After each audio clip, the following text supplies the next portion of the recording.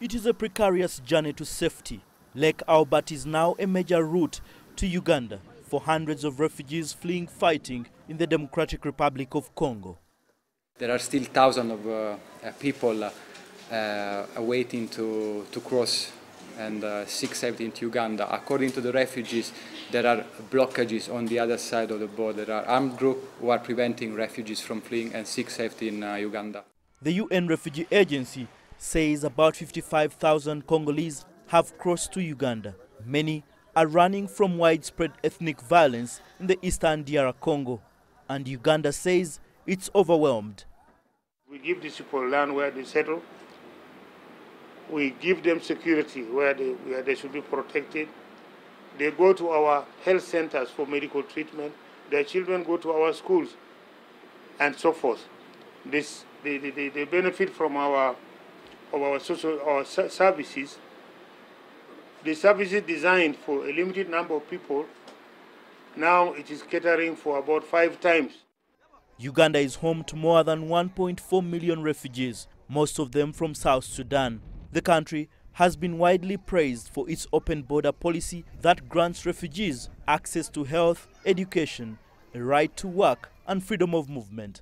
But while refugee hosting is associated with some benefits to the local economy, the large-scale presence is undeniably creating a heavy burden on Uganda.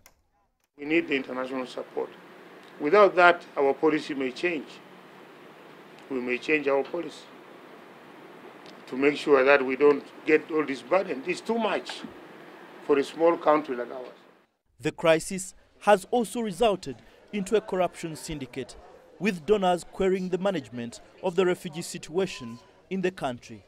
This has forced government to undertake a verification exercise using biometric tools. What we have received is indication that if donors do not receive the assurances, and that particularly concerns this question of numbers, and that's why it's so critical both to the government of Uganda and to UNHCR to do a verification of the existing data in order to come up with what will be considered credible. The biometric exercise is countrywide and will go on until November this year. The United Nations has warned of a growing humanitarian disaster in the Democratic Republic of Congo, with 13 million people in need of food, water, medicine and shelter. In Uganda, an outbreak of cholera has killed more than 30 people, a situation that is likely to get only worse unless violence stops. Baleke, CGTN, Kampala, Uganda.